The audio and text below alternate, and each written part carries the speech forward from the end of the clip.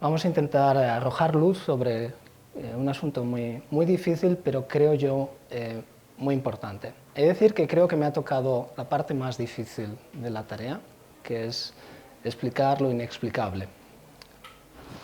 Y se trata de lo siguiente. La persona que habla es David Mermin, que es un catedrático jubilado de la Universidad de Cornell. Es famoso por ser coautor de un libro de física del estado sólido muy bueno. Es famoso por sus contribuciones en fundamentos de mecánica cuántica a altísimo nivel.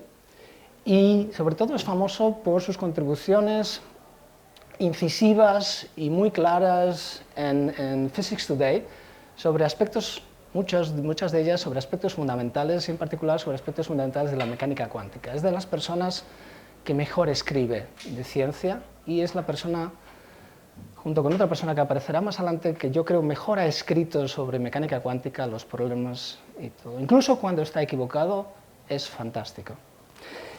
Y David Mermin dice, o dijo no hace mucho, dice, la teoría cuántica es la teoría más útil y poderosa que han ideado los físicos. Recordad la impresionante conferencia que nos dio ayer Gonzalo. Se puede resumir en términos económicos, más de un tercio del Producto Nacional Bruto de los países más desarrollados tiene directamente que ver con aplicaciones de la mecánica cuántica. En términos de nuestra interacción personal con el mundo, todo es mecánica cuántica. Y es una teoría que esencialmente se terminó de construir esencialmente hace 95 años, pero aquí viene el problema. Es la teoría más poderosa sin duda, la teoría más duradera que ha generado la humanidad, la más exitosa. Todo lo que ha venido después han sido añadidos a la mecánica cuántica. Cuando hablamos de partículas elementales, cuando hablamos de quarks, son descubrimientos que tienen sentido en el marco ya de la mecánica cuántica. No es que haya habido una sucesiva ruptura con términos anteriores.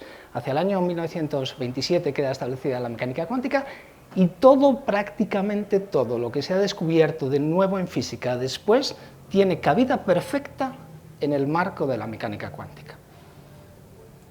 Sin embargo, hoy, casi, dice entonces, 90 años después de su formulación, el desacuerdo sobre el significado de la teoría es más fuerte que nunca. Cada día aparecen nuevas interpretaciones. Ninguna desaparece. Probablemente el motivo por el que, o uno de los motivos por el que estoy yo hablando hoy de esto, es que no hace mucho escribí lo que probablemente vaya a ser el artículo más corto de mi vida. Es un artículo que tiene solo una tabla, una justificación de por qué esa tabla hay ahí, está ahí, el pie, explicando los conceptos de la tabla y las referencias. Siendo generoso, es un artículo que ocupa una página o 2 páginas, incluyendo las referencias. Y ayer tenía 88 citas, es una tabla. Y esa tabla no es más que un intento por simplemente clasificar la infinidad de interpretaciones de la mecánica cuántica. Hay muchas clasificaciones posibles, como siempre, pero la quizá importancia de este intento es dar con un aspecto clave que permite una división muy clara entre todas las clasificaciones, entre todas las interpretaciones que se han propuesto, y tiene que ver con una pregunta que inocentemente formuló Miguel desde el fondo de esta sala ayer, que es, bueno, le preguntó a Daniel, Daniel, ¿crees que la función de onda, que es fundamental en la mecánica cuántica, es un objeto físico real? ¿Qué piensas? Y Daniel, muy bien, no entró al trapo. ¿Bien? Porque eso es precisamente la respuesta a esa simple pregunta, ¿qué es la función de onda? Es lo que guía esta clasificación. ¿Bien? Esta clasificación divide las interpretaciones de la mecánica cuántica existentes, y aquí solo hay unas, puede haber unas 50, en 2 tipos. Las de tipo 1 entienden que la llamada función de onda o el estado cuántico es un objeto con significado físico. Las que se llaman psiontic, es un tipo de estas, un subtipo de estas de tipo 1, dicen explícitamente que la función de onda tiene realidad física, es algo parecido a, por ejemplo, un campo electromagnético, ¿no? Parecido, en ese sentido tienen realidad física. Hay un segundo tipo de interpretaciones, en las que se llama psi-epistemic, que dicen que sí, que la función de onda refleja una realidad física del sistema que se está observando, pero la reflejan en el mismo sentido que las distribuciones de probabilidad reflejan el espacio de fases en la mecánica estadística clásica. En el primer tipo de interpretaciones, las más famosas, y luego hablaré de ellas, son la mecánica abomiana o la interpretación de los muchos mundos o muchos universos. Y por otro lado, no es realmente una interpretación, pero es una variante de entendimiento de la mecánica cuántica. Las teorías con colapso explícito también hacen una lectura de la función de onda como un campo físico, ¿no? En el segundo tipo hay interpretaciones, digamos, cerradas, como las historias consistentes, pero luego hay deseos de, por ejemplo, aquí he puesto Einstein. A Einstein le hubiese gustado una interpretación de este tipo. No llegó a tener una interpretación enteramente satisfactoria para él, pero está aquí la figura de Einstein porque él apuntaba, todas sus ideas se basaban en interpretar la función de onda de esta manera. Pero luego hay un segundo tipo de interpretaciones, tipo 2, que consideran, es importante subrayar que las de tipo 2 no niegan, como se dice frecuentemente, la existencia de un mundo objetivo, un mundo real. Lo que inciden es que la función de onda no es un campo, no es un ente real en sí mismo, sino es un instrumento para entender ese mundo que hay ahí fuera. Y las hay de dos tipos. Aquellas que piensan que la función de onda es un instrumento sobre el conocimiento que un observador puede llegar a adquirir sobre experimentos futuros, y este tipo, pues, por ejemplo, la interpretación que se llama de Copenhague, que hablaremos después, pero luego hay una versión más moderna, que es todavía más disruptiva, que dice, no, ¿cómo que conocimiento? ¿Conocimiento de qué? No, el universo es tal que hay veces que no se puede hablar de conocimiento, lo único que puedes hablar es de creencia, lo que tú apostarías sobre el resultado de un experimento, ¿no? Y el ejemplo en este segundo tipo de interpretaciones es lo que se llama el cubism. Esto es un resumen por el motivo por el que creo que estoy yo aquí. Pero ahora el problema es cómo diseño yo una charla para hablar de todo esto, para explicar por qué hay tantas interpretaciones, ¿no? Qué importancia tienen.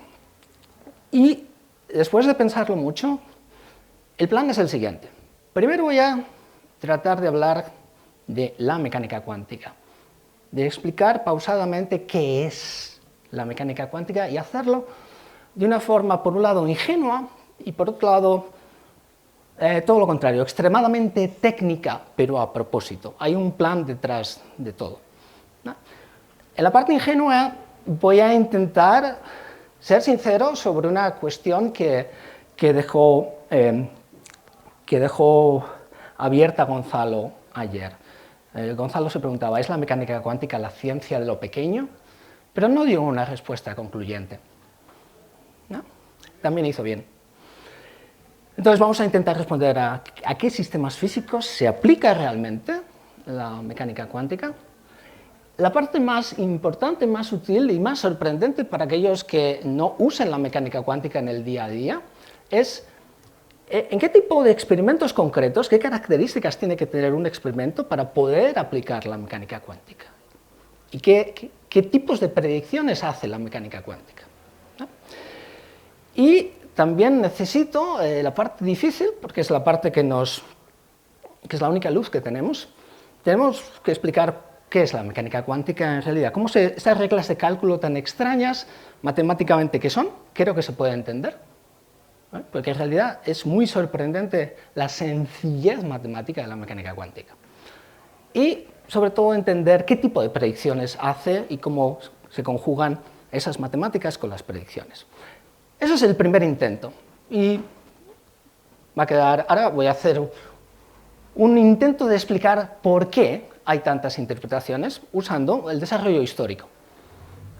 Hasta este momento no voy a usar la historia, aposta, porque creo que la historia es traumática, pero ahora necesito usar la historia para ver en qué momento entra cada una de estas interpretaciones y por qué. Qué tipo de problema pretende resolver cada una de ellas. Y dándole vueltas, he identificado 3 problemas que guían la aparición de estas interpretaciones. Una es el problema de si la mecánica cuántica es o no una teoría completa. El segundo problema es lo que se llama el problema de la medida. Y el tercer problema es la paradoja del amigo de Wigner. ¿Vale? Cada uno de estos enfoques explica uno de los movimientos históricamente existentes que dan origen a distintas interpretaciones. Y luego voy a intentar hablar un poco más de las interpretaciones concretas y luego, si hay suerte, os voy a intentar sorprender. Pero eso veía al final, es fuera de programa, pero es verdad que ayer cambié como el 20% de la charla y pensé que os debía algo más de lo que tenía preparado. ¿A qué sistemas físicos se aplica? Voy a empezar por la parte, la gran invención científica de la humanidad, que es el modelo estándar de partículas elementales. Tienes las partículas de materia, que son los quarks y los leptones, las partículas que transmiten distintos tipos de fuerzas, quizá no la gravitación, pero pensamos que también. El mecanismo por el que se adquieren las masas es el modelo estándar. En cierto sentido, la mecánica cuántica, las reglas, el sistema operativo del modelo estándar es la mecánica cuántica de 1927. ¿Vale? Y esto explica todas las interacciones que conocemos, salvo por el momento la gravedad, pero una inmensa mayoría de la comunidad científica piensa que en el futuro también va a haber una versión cuántica de la gravedad. Vamos a ver. ¿Qué sistemas físicos? Bueno, ¿de qué estamos hablando? ¿Cómo funciona todo? ¿A qué escalas? ¿Qué sistemas involucra la mecánica cuántica? Pues bueno, los quarks, la cromodinámica cuántica, es una versión avanzada de la mecánica cuántica que precisamente trata de cómo están constituidas las partículas que a su vez constituyen el núcleo atómico. ¿No? Eso es mecánica cuántica. Es decir, qué hay dentro de protones y neutrones. Luego también es mecánica cuántica qué mantiene el núcleo atómico y cuándo se producen las desintegraciones. ¿No? Bueno, pero el núcleo es el núcleo de los átomos. Luego están los átomos y tenemos los electrones fuera. También eso está descrito por la mecánica cuántica. Bueno, pero lo más importante es que la mecánica cuántica no solo explica la estabilidad de la materia, los átomos, sino que explica toda la química. Y en particular explica el sistema periódico.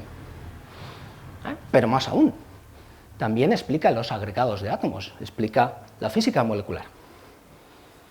¿No? Entonces, siendo sinceros a la pregunta de ¿es la mecánica cuántica la ciencia de lo pequeño?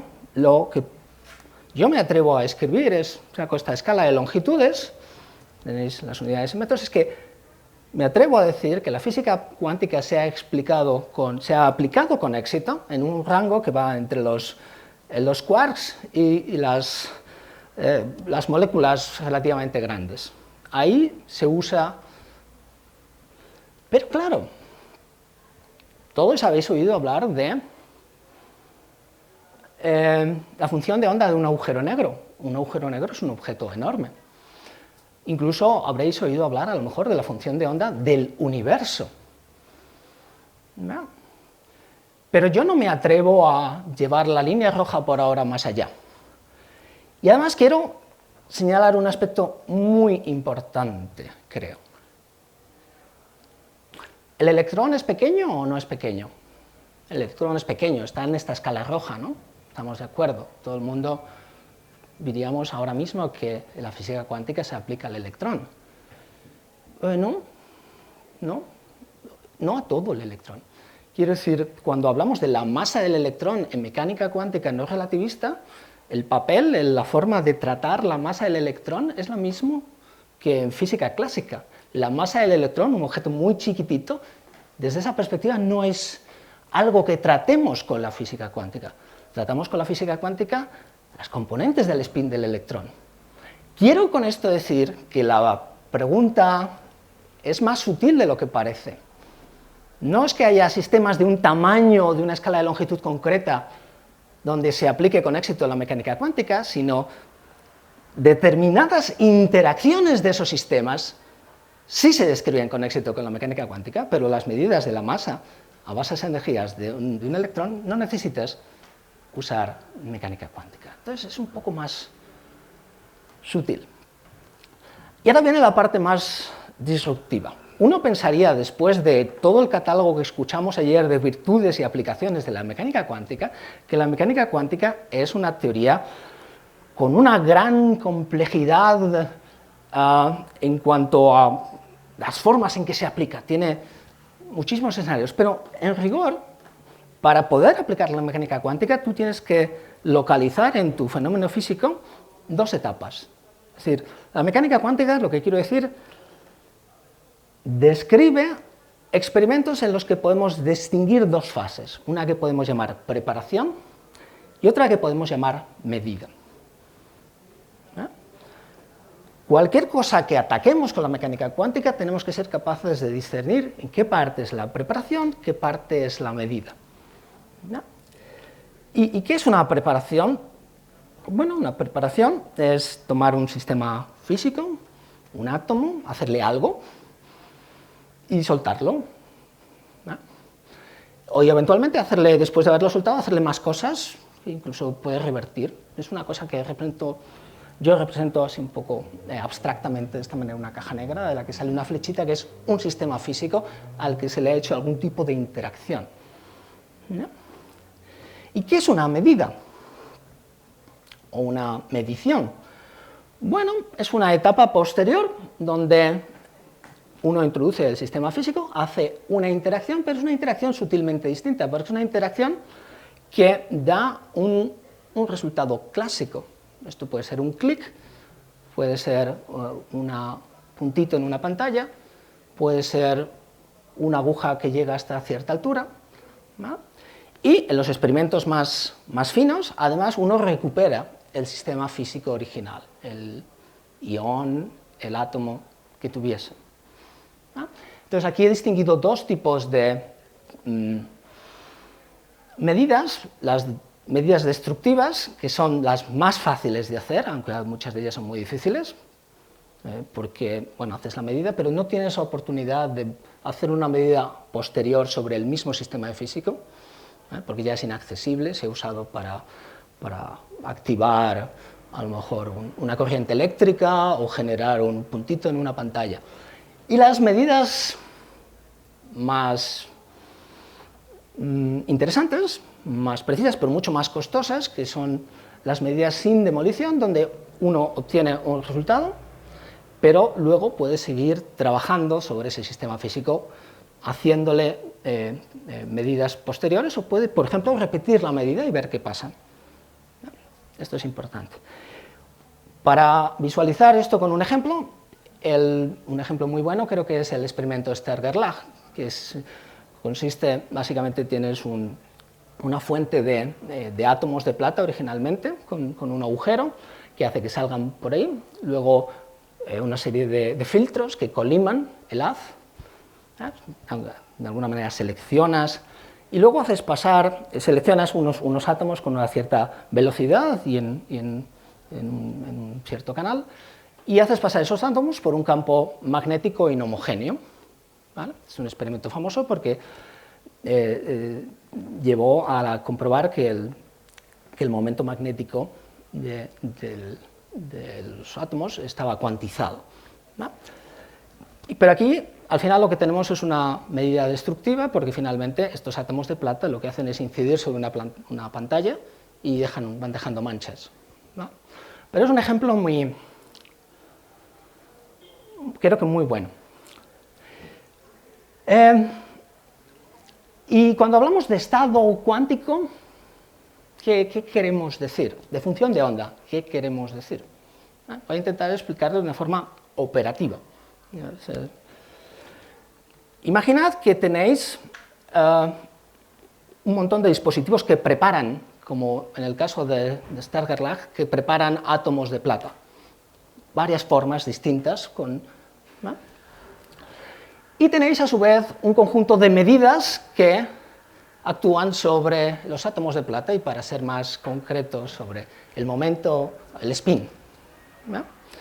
Tenéis muchas de unas y muchas de otras, pero la observación fundamental aquí es que necesitáis, para hablar de lo que voy a hablar, para hablar de estado, necesitáis tener de los dos, ¿no?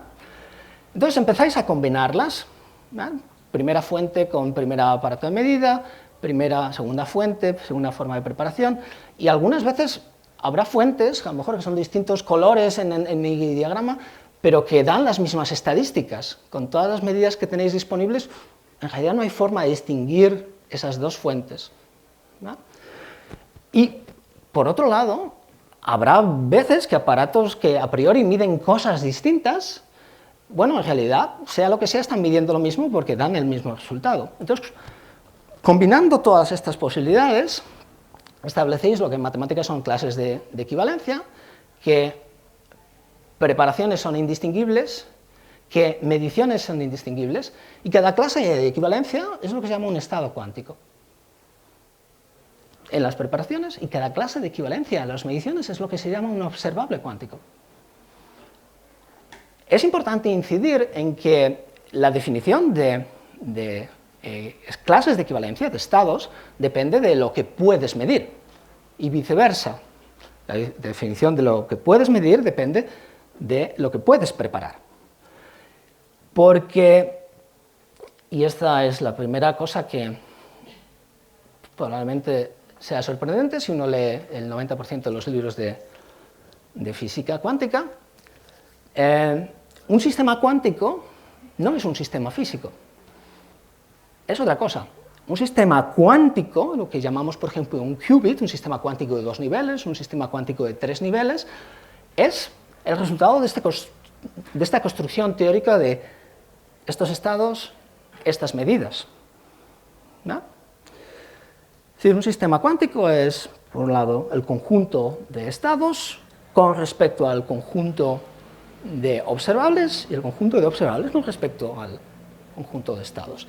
Esto tiene mucho que ver con lo que en un lenguaje completamente distinto decía Niels Bohr.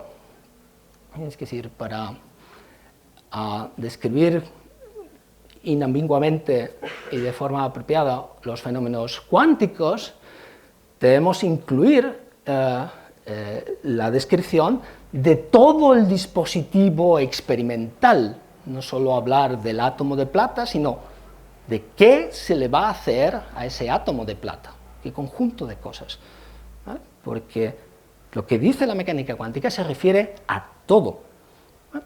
He tratado de ser más concreto. Y eso, y mi afirmación es que no es lo mismo un sistema físico.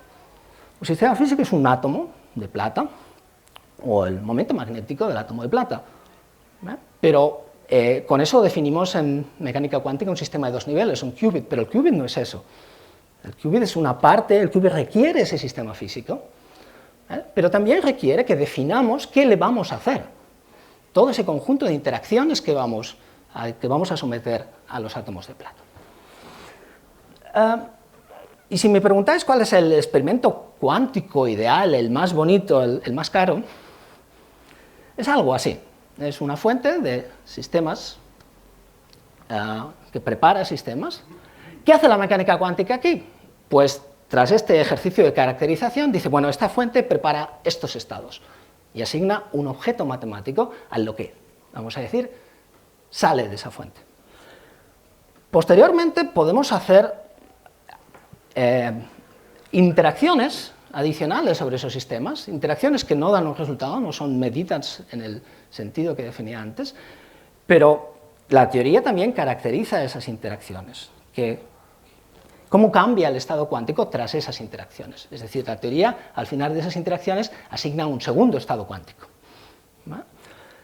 Y luego podemos hacer medidas, y las medidas más precisas, mejores, que puede hacer la mecánica cuántica son lo que se llaman las medidas ideales, que equivalen a, son medidas en las que tenemos un resultado clásico, un número, un color, una bombilla, un clic, y además seguimos preservando el estado cuántico.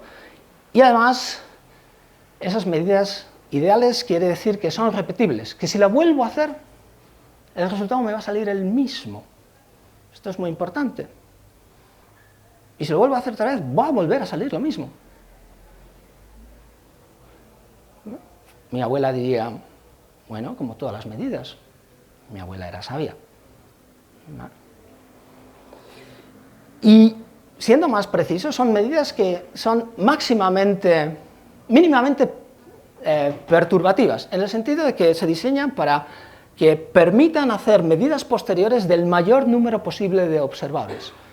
Es decir, no son solo medidas no destructivas, sino que son medidas que tienen algo que permite que perturban lo menos posible. Todo lo que matemáticamente es posible medir sin perturbar, lo consiguen hacer estas medidas ideales. Una de las grandes predicciones de la mecánica cuántica es que estas cosas existen. Y mi abuela me diría, está bien, porque solo así las podéis llamar medidas. Todo lo que no sea así no es realmente lo que yo entiendo que es una medida. ¿Qué herramientas matemáticas usa? Ahora viene la parte dura, pero lo estoy haciendo a posta. Y si me preguntáis qué es lo que yo he aprendido así que sea fácil de transmitir en los últimos años y que sea importante, es que la mecánica cuántica en realidad tiene dos capas distintas. Hay una capa profunda que es una teoría matemática de probabilidades, muy sencilla, que preside todo. Y luego hay una segunda capa que lo que hace es adapta esa teoría de probabilidades, que por algún motivo preside todo, de lo que se ocupa la mecánica cuántica, lo adapta a tratar problemas concretos. Esta segunda capa y este proceso es el proceso de cuantización, tiene que ver con lo que se llama históricamente el proceso de cuantización, y tiene que ver también con otra disrupción argumental en las charlas de ayer, cuando Daniel hablaba de la historia de cómo se genera la mecánica cuántica, y decía, bueno, se habían dado cuenta que la energía estaba discretizada. Vale, eso lo puede entender cualquiera, por el motivo que sea, la naturaleza ha entendido que la energía está discretizada. Pero también Daniel dio a entender que introducir la noción de discretización en una teoría previa no era suficiente, que había un movimiento adicional que atribuía a Heisenberg y a Schrödinger, y esa lucha por introducir esa lucha entre la mecánica matricial y la mecánica de ondas, que finalmente dio la solución. ¿Vale? Había algo más que la mera discretización, tiene que ver con ese proceso de... Entonces, es muy útil cuando uno se enfrenta al problema que nos vamos a enfrentar nosotros dentro de un momento, como diría Julio César, era divide y vencerás. Hay que entender quién es el culpable de cada parte. Entonces, esta separación va a resultar, creo yo, muy útil. Es lo que digo en esta transparencia, la mecánica cuántica tiene dos niveles. El nivel más profundo es una teoría abstracta de probabilidades, que dice, ataca eventos del tipo, si yo mido esto, ¿cuál es la probabilidad de obtener este resultado? ¿No?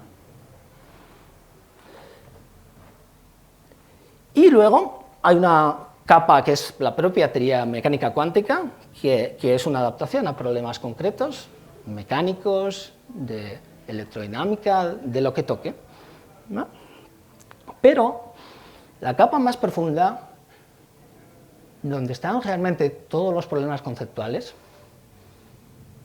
es la otra. Por poner un ejemplo de cuál es luego pondré dónde empieza, dónde acaba la mecánica cuántica, pero ahora es las matemáticas. Todo esto, ¿qué se encuentra un estudiante cuando llega y dice, bueno, yo quiero aprender mecánica cuántica, me han dicho que es una herramienta muy potente, ¿qué es la mecánica cuántica? Pues si uno toma el libro de Paul Dirac, o toma el libro de von Neumann, toma el Galindo Pascual, se encuentra enseguida, después de una disquisición histórica, bueno, al fin de cuentas, la mecánica cuántica se basa en los siguientes postulados. Postulado número 1. Cualquier estado cuántico de máxima información, que es lo que se llama un estado cuántico puro, de un sistema cuántico, se representa por un rayo en un espacio de Hilbert complejo. Un vector, un qubit, un vector unitario, una dirección en el espacio euclidio. ¿Ah? Un estado es un vector de 1, 0, otro es el 0, 1, otro es el 1 dividido raíz de 2, 1 raíz de 2. Esas cosas. Bien. Ahora viene una cosa muy importante que no está en todos los libros, pero sí en los buenos, pero es muy importante.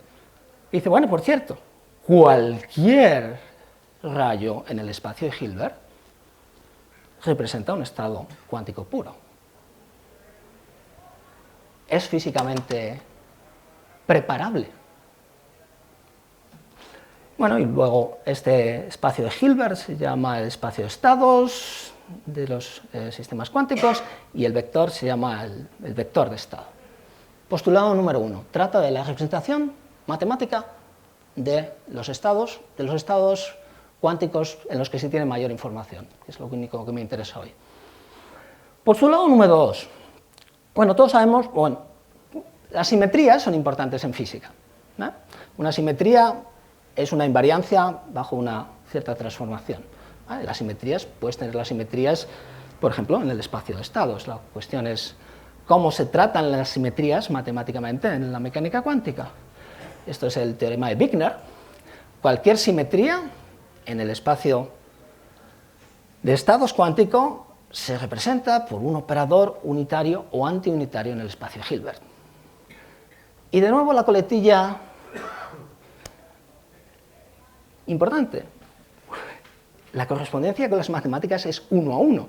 Cualquier unitario que te puedas imaginar significa una transformación de este tipo, una simetría que puedes implementar en tu sistema físico. Aquí está el postulado peor, el más difícil.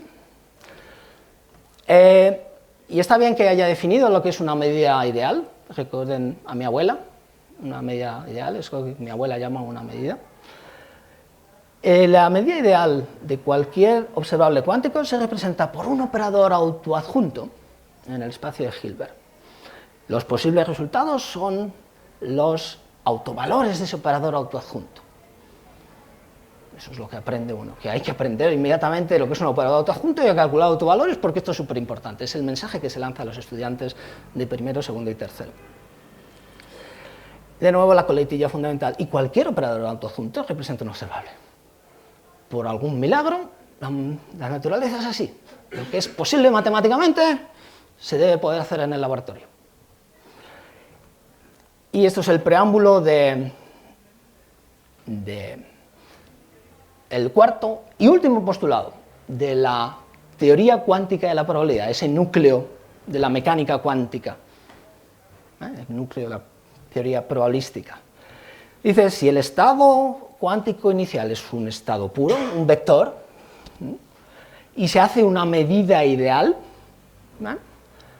¿cómo calculamos los posibles resultados de esa medida ideal? La medida ideal se representa por un operador autoadjunto. Los posibles resultados salen de esa ecuación. La probabilidad de, al medir el observable A mayúscula, obtener el resultado A minúscula, está dada por el cuadrado del valor absoluto del producto escalar entre el vector inicial que representa la preparación y el proyector que representa el resultado del que uno quiere calcular la probabilidad. ¿No? Y ahí, esto es cuando el observable es maximal, y si el observable es degenerado, pues hay otra versión, pero vamos a quedarnos con esa idea. ¿No? Y eso es todo. Esa es toda la teoría cuántica de la probabilidad. ¿No? Entonces, cuando a los estudiantes les cuentan esto, dicen, muy bien, fantástico. ¿Y de verdad esto da todo lo que Gonzalo dice que daba? ¿Explica todo? ¿Esto es una broma? No tiene mucho sentido. Pensarlo, en serio. ¿No? Es una puntualización técnica para aquellos que digan, bueno, legítimamente, ¿y dónde está la ecuación de Schrödinger? ¿Y dónde está H barra? La respuesta rápida es en la mecánica cuántica, no aquí. Pero entonces la H barra no tiene que ver con los problemas fundamentales que eso es exactamente lo que estoy diciendo. La H barra es otro asunto. ¿Y la ecuación de Schrödinger? No, la ecuación de Schrödinger es un caso particular de lo que ya he dicho.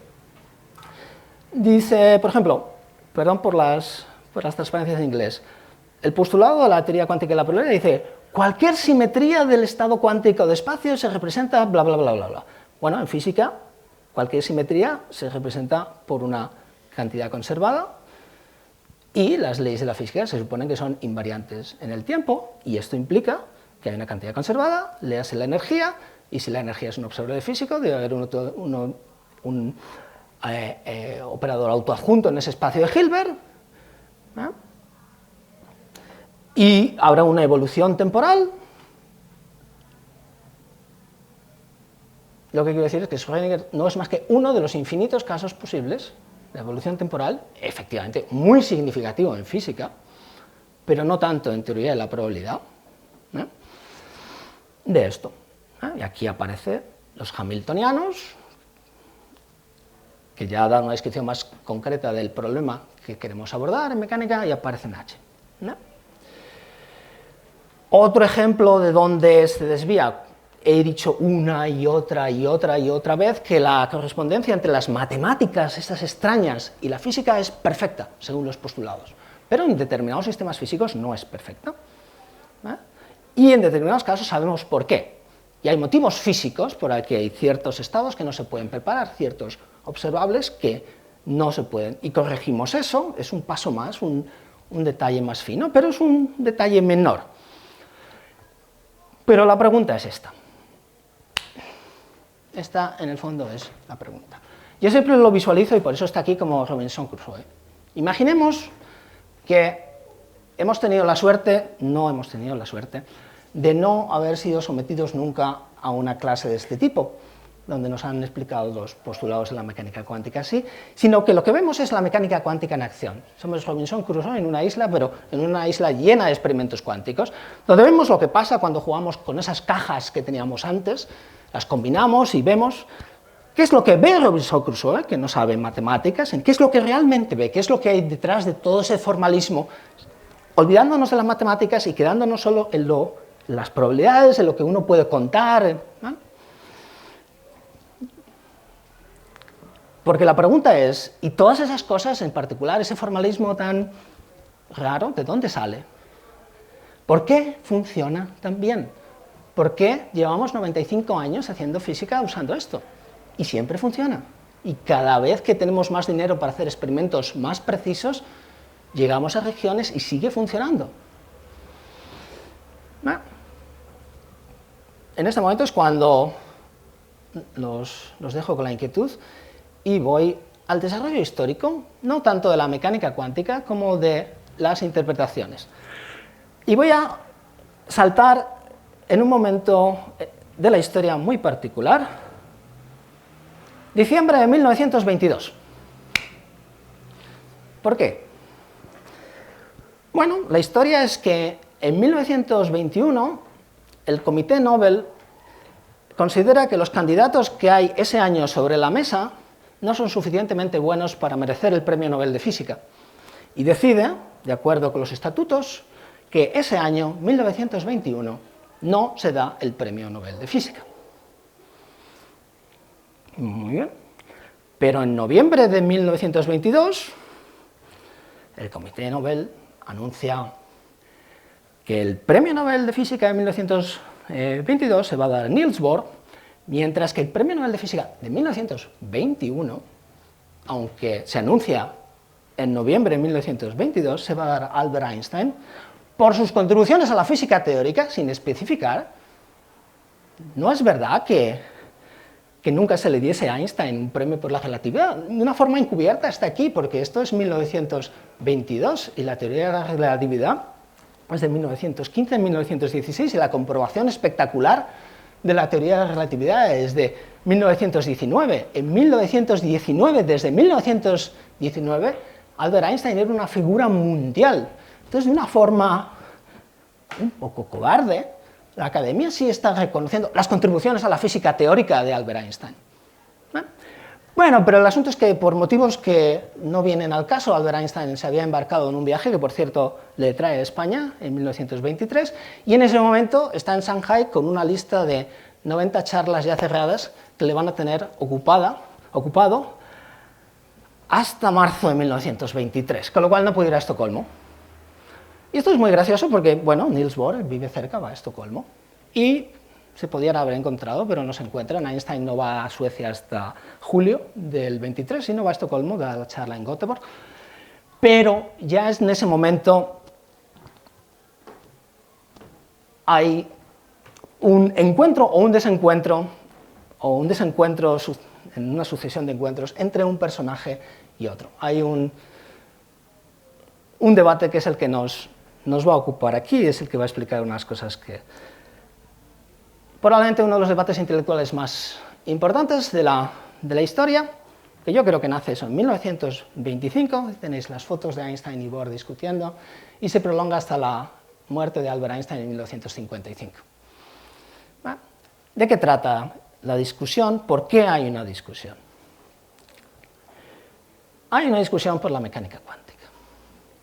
Uno de los amigos íntimos de Albert Einstein es Max Born, y Max Born es el autor de esa regla que habéis visto arriba, cuando dice, ¿cómo se calculan las probabilidades? Hay que tomar el cuadrado del valor absoluto de...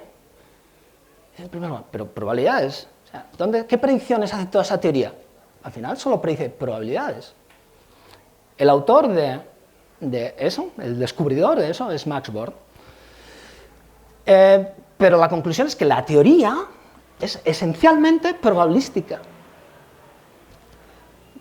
Y esto a Einstein no le gusta. Y luego está una consecuencia, que es el principio de incertidumbre de Werner Heisenberg, que en concreto afirma que hay un límite fundamental a la precisión con que se pueden predecir simultáneamente posición y momento. Inmediatamente en la comunidad física, que como ya vimos ayer no era muy numerosa en el mundo, pero en la comunidad física se establecen bandos, que yo he asociado hoy un bando encabezado por Heisenberg, Born, Wolfgang Paulin y Niels Bohr, que afirman con rotundidad que la mecánica cuántica proporciona un marco completo para la física. Y además, desde el minuto 1, 1926, por escrito y sucesivamente, manifiestan un escepticismo enorme sobre la posibilidad de hacerlo mejor, de completar la teoría. Por otro lado, están Schrödinger, de Broglie y especialmente Einstein, que esperan que observables incompatibles, como son la posición y el momento, parecen incompatibles, pero esperan que en una teoría más profunda dejen de serlo y hay una descripción que permita predecirlos con certeza. Y consideran el estado cuántico una descripción incompleta que de alguna manera necesita ser complementada con, y ahí se acuña el término variables ocultas. En 1927, patrocinado por un industrial belga, está la conferencia de Solvay del 27, y ahí están representados los dos bandos, pero en particular, esto que estamos hablando es el motivo fundamental de discusión durante la conferencia. Estas dos alternativas, la posibilidad de completar la mecánica cuántica. Por un lado, en azul tenemos Einstein, Schrödinger y de Broglie, de izquierda a derecha. En rojo, Pauli, al lado Heisenberg, debajo Born y el último Bohr. Y básicamente el desacuerdo está en esta carta que escribe Einstein a Born. La mecánica cuántica es ciertamente imponente, le dice, pero una voz interior me dice que todavía no es la verdad. La teoría nos dice mucho, pero no nos acerca al secreto del viejo. En cualquier caso, estoy convencido de que él no juega a los dados. Carta de 1926. En las discusiones de 1927, lo sorprendente es que en Solvay llega Louis de Broglie y pone sobre la mesa un modelo de variables ocultas.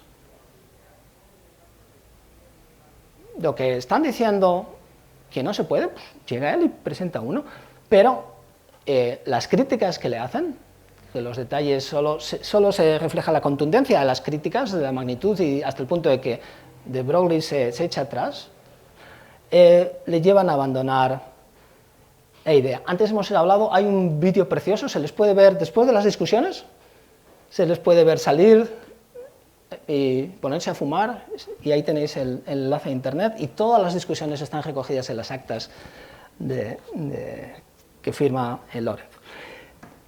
Pero desde ese momento, Einstein una y otra vez está intentando buscar ejemplos que demuestran que efectivamente la mecánica cuántica es incompleta. Y hay toda una historia de Einstein llega con un ejemplo y Bohr le dice, no, no has considerado todo, no me convence este ejemplo. Pero en 1935, Einstein cree haber encontrado el ejemplo definitivo que demuestra que la mecánica cuántica es una teoría incompleta. Uno de los autores del artículo,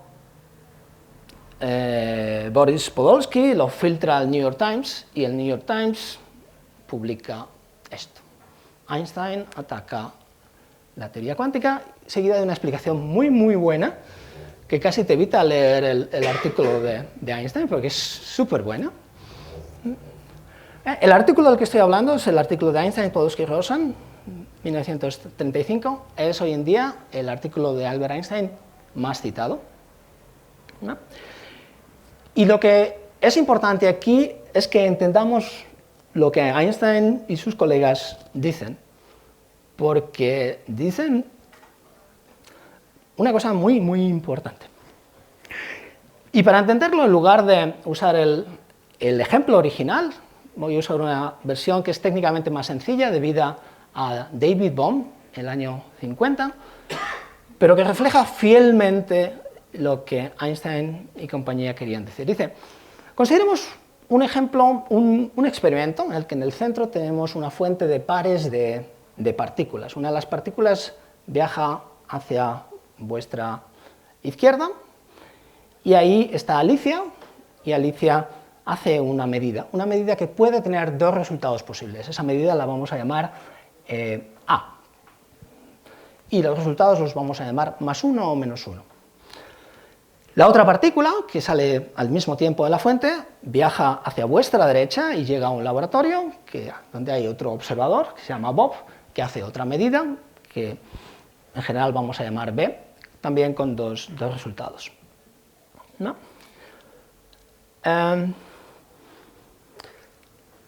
La observación que hacen es que cuando Alicia elige orientar en el fondo lo que están midiendo es el mismo experimento que he hecho antes con el campo magnético. Si orienta el campo magnético en una cierta dirección, digamos la vertical, y Bob también orienta su campo magnético en la dirección vertical, si Alicia obtiene +1, la mecánica cuántica y los experimentos predicen que Bob va a obtener -1. Y cuando Alicia obtiene -1, Bob obtiene +1. ¿Vale? Con lo cual, Alicia puede predecir con certeza el resultado de Bob, porque estamos hablando de experimentos que no tienen por qué estar aquí. Uno se puede hacer en la Luna y otro se puede hacer en Marte, en principio. ¿Vale? Hasta aquí no hay ningún problema. Pero es que se dan cuenta de que, bueno, esto mismo pasa cuando, en lugar de orientar los imanes verticalmente, los orientan los dos horizontalmente. También, cuando Alicia obtiene +1, Bob obtiene -1 y viceversa. Pero esto ya es más preocupante, ¿no? Porque eso significa que Alicia puede predecir, según lo que decida medir, puede predecir una de las dos cosas de Bob, y lo puede predecir con certeza, aunque Bob esté en la Luna. ¿No? El problema es que, según la mecánica cuántica, ningún sistema puede tener simultáneamente valores bien definidos para el experimento correspondiente a los imanes verticales y el experimento correspondiente a los imanes horizontales. Está prohibido. Y entonces, según Einstein, Podolsky y Rosen, implica que la mecánica cuántica debe ser incompleta, porque si yo puedo predecir con certeza, sin tocar, sin influir el resultado de Bob, los resultados de Bob, es verdad que solo puedo predecir uno cada vez, pero es el que yo elija. ¿Vale?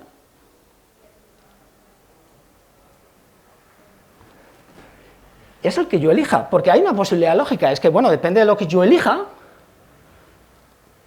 la elección que yo haga se transmite rápidamente a Bob, y de alguna manera lo sabe. Pero claro, como podemos alejar arbitrariamente a Alicia y Bob, esto sí es un problema. Y esto se resume en una carta posterior de Einstein, también a Max Born, donde se reafirma: no puedo creer seriamente en la mecánica cuántica, porque la teoría no puede reconciliarse con la idea de que la física debe representar una realidad en el tiempo y el espacio, libre de la espeluznante acción a distancia. Él ahí se da cuenta que hay una posibilidad lógica, que es que lo que decide Alicia medir, la información de lo que decide Alicia medir, se transmite muy rápido, instantáneamente, más rápido que la luz, aparentemente, a Bob parece, es la única explicación que Einstein encuentra a la posibilidad de que la mecánica cuántica no sea completa y que realmente, bueno, solo hay una dirección, pero se transmite. Dejadme poneros esta carta, que es un poco la impresión que todas estas reflexiones terriblemente válidas, entiendo, de Einstein, personaje de fama mundial, tenían en particular en el entorno de Bohr. Esta es una carta de Pauli a Max Born. No hay que seguir devanándose los sesos sobre el problema de si existe algo de lo que no se puede saber nada, igual que no hay que devanarse los sesos sobre la antigua pregunta de cuántos ángeles son capaces de sentarse en la punta de un alfiler. Pero me parece que, en última instancia, las preguntas de Einstein son siempre de este tipo. No hay una discusión científica seria sobre este asunto. Hay esa percepción de que Einstein, la teoría es completa, es muy sólida, cada día funciona más, se están incorporando, estamos ya hablando de los años 50. Los años 50, el triunfo de la mecánica cuántica es espectacular. Y las objeciones de Einstein están como un poco en segundo término.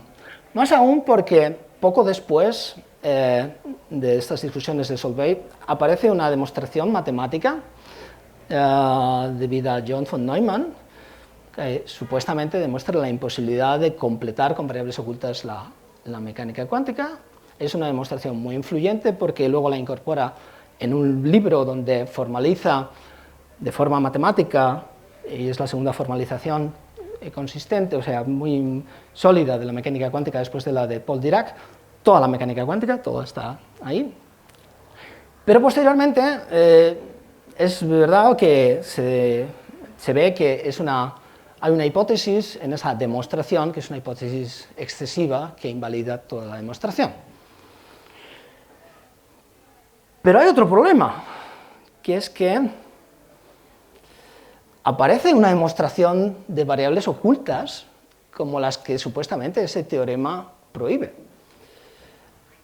Es la misma persona que en 1951 escribió ese texto que hemos usado antes para seguir el argumento de Einstein, Podolsky y Rosen, es David Bohm.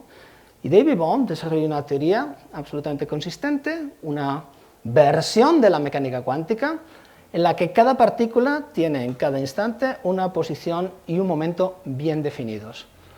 Pero esa posición de esas partículas están guiadas, como en la transparencia de Gonzalo ayer, por una onda, en este caso es un campo ondulatorio que dice hacia dónde tienen que ir las partículas. Muy similar, muy similar, a la propuesta que había hecho Louis de Broglie en 1927. Problema de esta interpretación, que para que sea consistente con la mecánica cuántica, cuando uno altera el potencial cuántico aquí, instantáneamente altera el potencial cuántico en todos los puntos del universo, instantáneamente. Entonces eso empieza a suscitar dudas, porque en la física las interacciones se transmiten como mucho a la velocidad de la luz en el vacío. La física conocida es invariante Lorentz. ¿Cómo se puede hacer una teoría de variables ocultas así invariante Lorentz? Pero esto lleva a un físico del CERN, John Bell, a preguntarse, bueno, la pregunta es más general, ¿podemos construir teorías de variables ocultas, como le hubiese gustado a Einstein, libres de este problema, de la transmisión superlumínica de información? Y el resultado imponente de 1964 es que no. No si la mecánica cuántica es correcta. Si la mecánica cuántica es correcta, si uno cree que existe el libre albedrío y que Alicia y Bob pueden elegir con libre albedrío qué miden en cada caso, no es posible conciliar las predicciones de la mecánica cuántica con la idea de que existe una teoría de variables ocultas no locales, como le hubiese gustado a Einstein. Y por eso, hacia el año 83 en concreto, todo se escenifica de esta manera que vemos aquí. Es como una especie de combate de titanes entre Albert Einstein y Niels Bohr. Y el árbitro es John Bell, porque en el fondo y esto es lo interesante, es lo que diga la naturaleza, porque he dicho, sí se verifican determinadas predicciones de la mecánica cuántica, que en concreto son la violación de lo que se llaman las desigualdades de Bell, están predichas por la mecánica cuántica, cualquier teoría de variables ocultas solo puede producir este número, pero la mecánica cuántica predice un número mayor. Yo creo que nadie ha captado la maravillosa ironía de la Academia Sueca este año. Ni yo lo había captado, lo capté el otro día y me quedé, no puede ser. Os he contado la historia con la que he empezado de que en 1922 la Academia Sueca dio simultáneamente a Bohr y a Einstein el premio Nobel. ¿Qué ha hecho la Academia Sueca en 2022? Ha dado el premio Nobel a Lena Aspe, John Clauser y Anton Zeiliger por sus experimentos con fotones entrelazados estableciendo la violación de las desigualdades de Bell.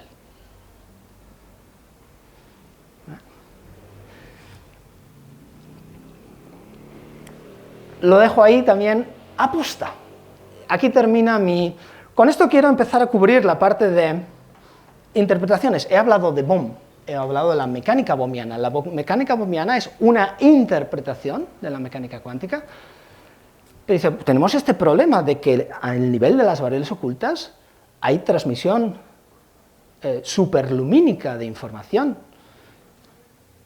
Los defensores de la interpretación dicen, bueno, pero como es a nivel de las variables ocultas y siempre permanece oculto, a nivel experimental, eso no implica transmisión superlumínica de la información, ergo no hay violación de la física observacional. Sí, pero es muy feo. Bueno, pero a cambio tenemos una imagen pictórica de la realidad con la que podemos convivir, canicas moviéndose por una onda, es súper bonito. Sí, pero no es siempre súper bonito, porque cuando uno calcula eso con el átomo de hidrógeno, el nivel elemental, resulta que tiene una canica quieta sobre otra canica. Es muy feo. No es muy bonito porque cuando uno se da cuenta que lo que hace Bohm se puede hacer privilegiando en lugar de la posición cualquier otra magnitud, se da cuenta que existen infinitas teorías de variables ocultas como la de Bohm que ofrecen imágenes pictóricas completamente distintas. ¿Cuál elegir? Cualquiera de ellas es mejor que no tener ninguna imagen pictórica, dicen algunos. Bueno, pero mi único interés es seguir el desarrollo histórico para decir que desde 1926, minuto 1 de la mecánica cuántica, ya hay teorías de valores ocultas. Ya están las teorías, las interpretaciones que llamábamos antes tipo 1 psi-epistemic, psi-ontic. Estamos aquí. Sé que si uno va ahora mismo a la Wikipedia se encuentra tablas mucho más completas y sé que la mayoría de los defensores de cada una de las interpretaciones de la izquierda no están de acuerdo con lo que se dice a la derecha. A mí el artículo que escribí es una tabla con un pie de página, pero me costó meses y centenares de correos electrónicos con los supuestos líderes en cada una de las interpretaciones de cada campus. Yo solo quería que se pusiesen de acuerdo entre ellos en la tabla, y solo se pusieron de acuerdo en eso que escribí. ¿Vale? No es que no tuviese yo más pretensiones, simplemente no se pusieron de acuerdo en más que lo que escribí. ¿Y dónde está la interpretación de Copenhague? Bueno, ¿qué es la interpretación de Copenhague? Es una cosa nunca escrita, pero es lo que se sustenta los escritos de Niels Bohr, Heisenberg, Pauli y Born, que insisten una y otra vez en la consistencia de la teoría tal como es, en la completa no necesidad de las variables ocultas, pero son poco claros. Hay que admitirlo, son poco claros. Robinson Crusoe no creo que esté muy satisfecho con eso. Yo siempre he apreciado la consistencia matemática, siempre he apreciado los problemas que significa introducir variables ocultas y he tardado mucho en apreciar lo poco claros que eran realmente. Y cuando he buscado textos recientes que tratasen realmente de darme la clave del problema, me ha encantado este. Al principio de los años 90 ya empiezan a aparecer las ideas de mezclar teoría de la información con mecánica cuántica. Y dice, bueno, hoy en día estamos empezando a darnos cuenta cuánto de lo que llamamos física es realmente solo información, organizada de una forma particular, pero todavía estamos lejos de desentrañar la cuestión fundamental. Eso que llamamos información, ¿dónde está? ¿En qué medida esa información está en nosotros? ¿Y en qué medida esa información tiene que ver con propiedades de la naturaleza? ¿No? Porque nuestro formalismo actual de la mecánica cuántica no es puramente epistemológico, es una mezcla peculiar que describe en parte realidades de la naturaleza y en parte información incompleta humana acerca de la naturaleza. Todo esto batido por Heisenberg y Bohr en una tortilla que nadie es capaz de deshacer. Pero pensamos que deshacer la tortilla es un requisito previo para cualquier progreso futuro en una teoría física básica. Porque si no somos capaces de separar lo que es subjetivo de lo que es objetivo, no podemos saber de qué estamos hablando cuando estamos hablando de la mecánica cuántica, así de simple. Me ha gustado esto, lo había oído mucho. Pero la frase famosa, siempre atribuida erróneamente, realmente viene de nuestro héroe David Mermin, que dice, también nunca se cita la frase completa, si me pides que resuma en una sola frase lo que me dice la interpretación de Copenhague de la mecánica cuántica, lo que me dice es, cállate y calcula. ¿No? Preguntado recientemente Frank Wilczek, premio Nobel de Física, sobre qué cree que quería decir esto, Frank Wilczek dice, bueno, probablemente lo que quiere decir es que la única forma de llegar a entender la mecánica cuántica es calcular una y otra vez y ver casos y aprender. ¿No? Hay otro problema que preside la aparición de interpretaciones, que es el problema de la medición. Aquí, a propósito, he repetido los axiomas o los principios que he puesto antes, pero en una formulación distinta para que no se me juzgue de parcial. Esto es, dice, el problema de la medición se basa en lo siguiente. Dice, bueno, la gente dice, está por un lado el axioma 3, que dice, en ausencia de medidas, la evolución temporal del estado se determina por la ecuación de Schrödinger. ¡Bum! Pero está también el postulado 4, que es el postulado de colapso, que dice, cuando hay una medida, la evolución del estado es completamente distinta. ¿Vale? Hay un salto de un estado a un autoestado del... ¿vale? Y esto, para mucha gente, es un problema. Porque la misma teoría, predice dos tipos de evoluciones distintas, mientras no se mide y mientras se mide. Esa es su lógica.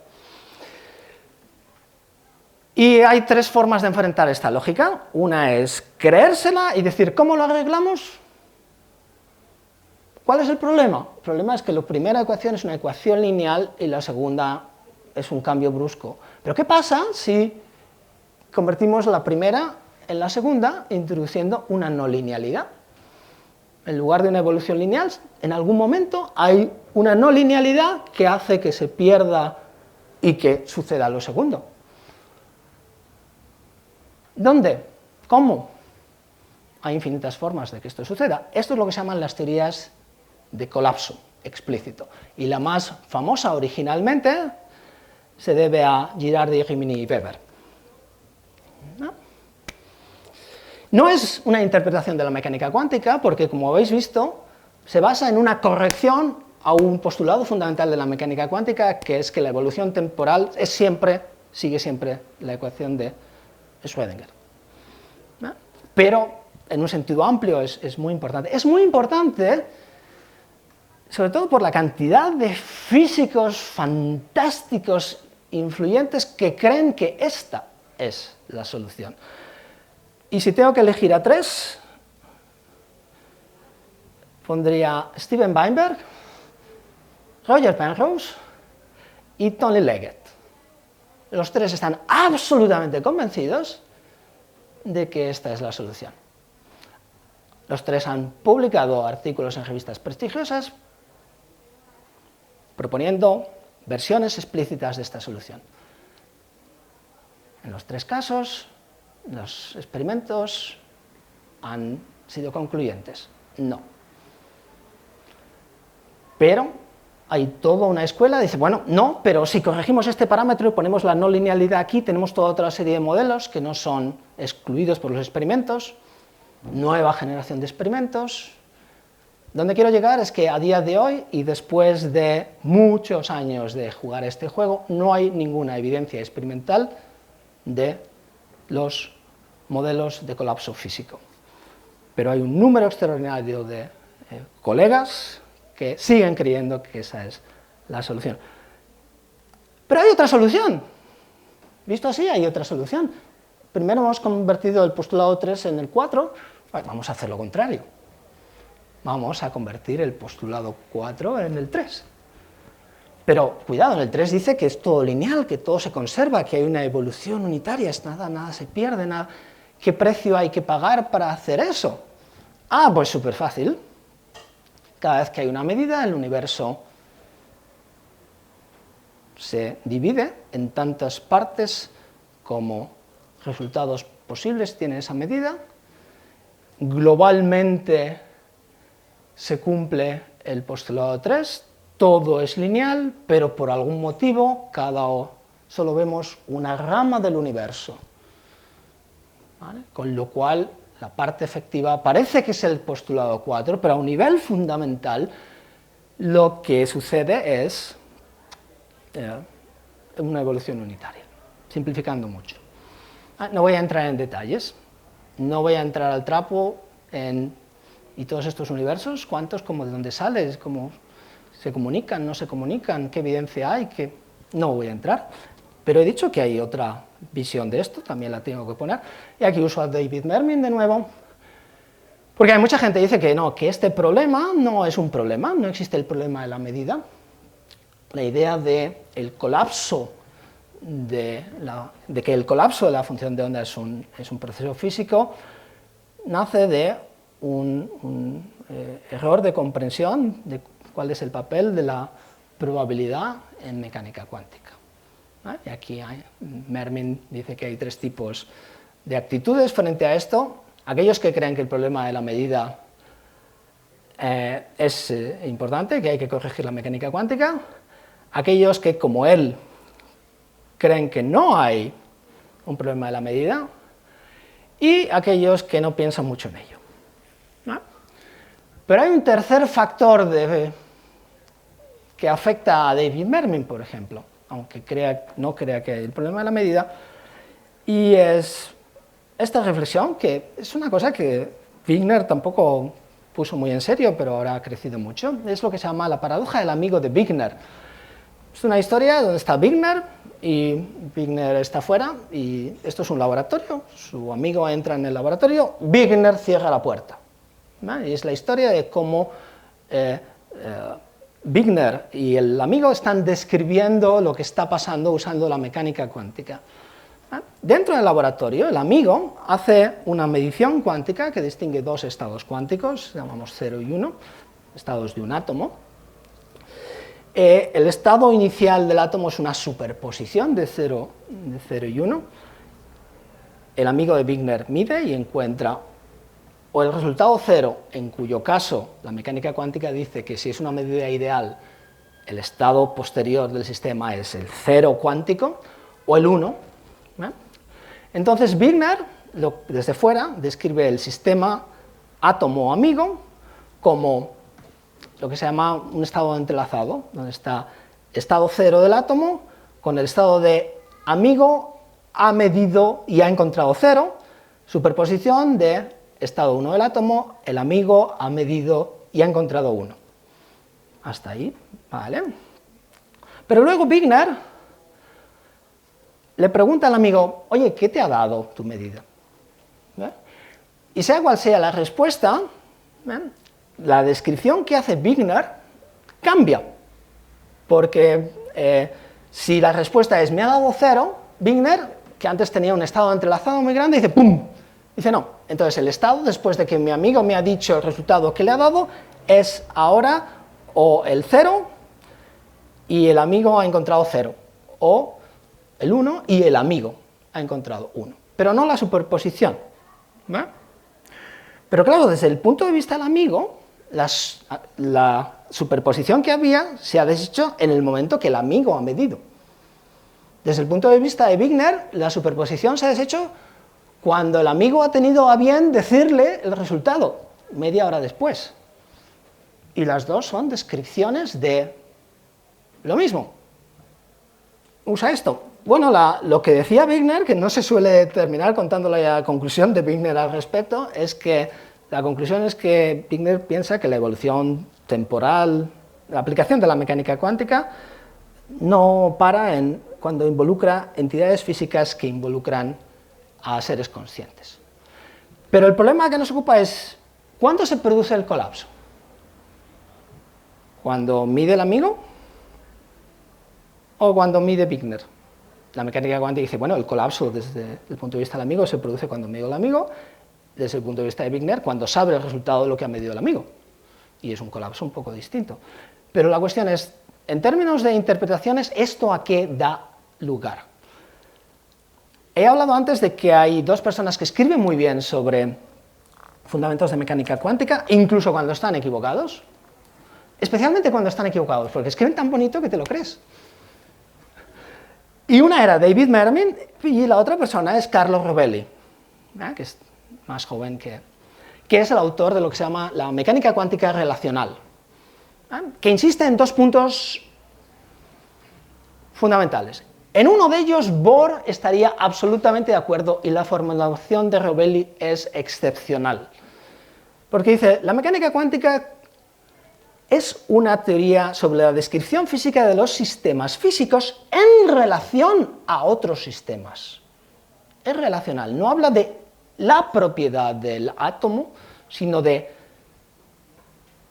lo que le pasa al átomo cuando se hace determinada interacción. De eso va la mecánica cuántica, insiste Rovelli. Y es un aspecto en el que Bohr estaría de acuerdo. Pero difiere en Bohr en un aspecto muy sutil, en el que todo el mundo parece de acuerdo con Rovelli. Porque Rovelli dice que, además es una descripción completa, no existe ninguna distinción a priori entre sistemas cuánticos y sistemas no cuánticos o sistemas macroscópicos. Dice todos los sistemas son fundamentalmente cuánticos. ¿No? Bohr decía, hace falta una distinción, porque en este experimento hay que separar el sistema cuántico del aparato que lo mide. Y para definir el sistema cuántico necesito el aparato. Rovelli está diciendo aquí, y Rovelli viene de teoría de gravitación, que la mecánica cuántica se puede aplicar a las galaxias, resumiendo. Bohr diría, bueno, ¿y el aparato de la medida cuál es? Se puede aplicar a las galaxias siempre y cuando seas capaz de definir qué mides de la galaxia y cómo lo mides. Y la otra solución, la otra reacción al amigo de Wigner es el cubismo, de Chris Fuchs y Rüdiger Schack, que empieza con una cosa que a mí particularmente sí me resuena en mi cabeza, perdón porque no he sido capaz de traducirlo bien del inglés, aunque resuena en mi cabeza. Dice, el verdadero mensaje de la mecánica cuántica es que el mundo está suelto en las junturas, loose in the joints. Es como hay algo donde, voy a ser más claro dentro de un momento sobre esto, pero por eso resuena. Y luego sigue, y lo mejor que puedes hacer, o puede hacer un científico ante eso, es apostar. No debo hablar de tener información porque es que esa información no existe, solo puede apostar. Por tanto, la mecánica cuántica es un manual de apuestas, es más, es un manual personal. ¿Por qué es personal? Porque el resultado de una medición es personal. Recordad el caso de Wigner y del amigo. Nadie más puede verlo. Lo ve Wigner, lo ve el amigo. Pero no hay ninguna transformación que lleve la experiencia de Wigner, perdón, la experiencia del amigo a Wigner. Por tanto, es personal. ¿No? Con esto solo he querido explicar por qué se produce esta locura. ¿Por qué la teoría más importante de la física de todos los tiempos tiene 50 interpretaciones? Y no hay acuerdo, y no hay... Y ahí va a terminar mi charla. Pero entonces habría decepcionado al público, o a algunos elementos del público. Porque la pregunta en el fondo creo que sigue siendo, ¿y todo eso de dónde sale? ¿Por qué funciona tan bien? Esto funciona. ¿Cómo hace la naturaleza? ¿Qué sigue? ¿Qué principio sigue? ¿Vale? Entonces aquí, si tengo tiempo, ¿Tengo tiempo? Voy a tratar de explicar por qué he llegado a la conclusión que he llegado.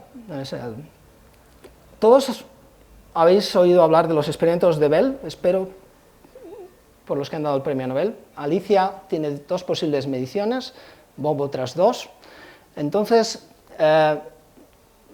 aparecen correlaciones, hacen los experimentos, a veces mides estas dos cosas, sacas, según el estado inicial de la mecánica cuántica, las probabilidades de las 4 combinaciones de resultados, las escribes en una tabla, en la primera línea, luego cambias uno de los experimentos, la mecánica cuántica predice otras 4 probabilidades, cambias otras 4, y la matriz 4×4 es una matriz de correlaciones.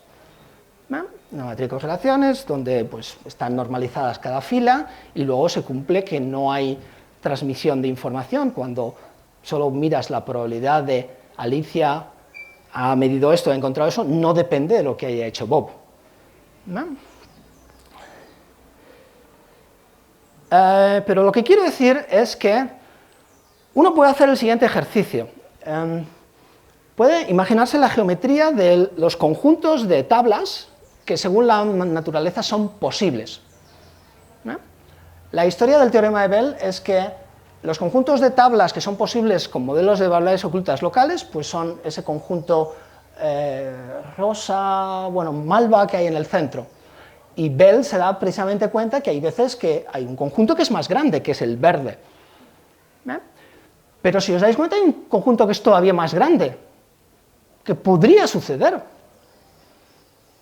En el sentido de que tiene también probabilidades normalizadas, no hay transmisión superlumínica. La cuestión es, ¿por qué sucede el verde?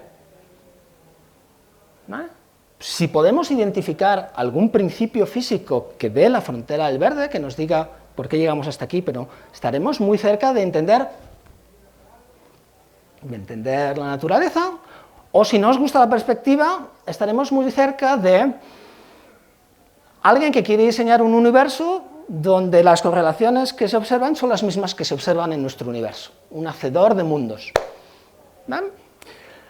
Lo que quiero decir es que este conjunto verde es una firma muy característica de la teoría cuántica. Primero porque para cada situación, para cada escenario, el escenario del que he hablado, 2 medidas en cada lado, 2 resultados, es uno de los infinitos posibles. Podemos tener 3 opciones y 3 medidas, podemos tener Alicia, Bob y Charlie, podemos tener infinitas combinaciones, y cada una de estas infinitas combinaciones da lugar a una firma concreta. Y son de una complejidad matemática extraordinaria las fronteras de estos conjuntos. Si encontramos un principio, por loco que sea, que defina exactamente todas esas fronteras, estaríamos muy cerca. La pregunta del millón es ¿cómo lo hace la naturaleza? Para llegar hasta ahí, pero no pasar de ahí. Entonces, la idea es, bueno, vamos a considerar todas las posibilidades. Vamos a imaginarlo esto como una botella vacía. Y tenemos que identificar un principio que, esperamos encontrar un principio físico que seleccione un subconjunto. Y ese principio físico nos va a decir algo importante sobre cómo trabaja la naturaleza. ¿Entendéis la idea? ¿Cuál es el problema? ¿Cuál es la sorpresa? Que lo que hemos encontrado es esto. Hemos descubierto que lo que la naturaleza hace es llenar la botella. En un sentido que puedo explicar, la naturaleza realiza todas las posibilidades matemáticamente consistentes, todas. La teoría de la cuántica de la probabilidad lo que hace es clasificar esas posibilidades en términos de se pueden preparar estos estados, se pueden hacer estas medidas. Y la mecánica cuántica además identifica la correspondencia, estos objetos matemáticos, cómo se preparan, estas medidas cómo se hacen, de manera que en el laboratorio realmente haces eso y llenas la botella. Lo importante es descubrir que hay un sentido profundo en que lo que estamos hablando es no un subconjunto regido por un principio a descubrir, sino otra cosa. Pensad que las leyes de la física, lo que llamamos leyes de la física, lo que típicamente hacen es, Pensemos, por ejemplo, en el principio de Hamilton, que selecciona las trayectorias posibles de un cuerpo. De todas las trayectorias posibles, concebibles, las que hace la naturaleza son las que hacen que la acción sea estacionaria. Eso es hacer física, identificar ese principio, comprobar experimentalmente y usarlo para hacer predicciones. Y la mayoría de las leyes de la física son así. Son expresiones de lo que en filosofía se llama el principio de limitación. Pero nada dice que todas las leyes de la física tengan que ser así. Lo que estoy tratando de decir es que en estos aspectos, si hablamos de qué es lo que hace la mecánica cuántica, parece que lo que hace la naturaleza es seguir el principio de plenitud, que es anterior al principio de limitación. Platón ya hablaba del principio de plenitud. Todo lo que es posible es realizable en el universo. ¿Qué significa en este caso? Que la naturaleza realiza cada estado matemáticamente posible, cada observable matemáticamente posible. ¿En qué sentido? En el sentido que he dicho en esa esquina de ahí. La teoría cuántica de la probabilidad se puede demostrar que es la teoría más general imaginable para observables ideales, que son, en el fondo, máximamente predictivos.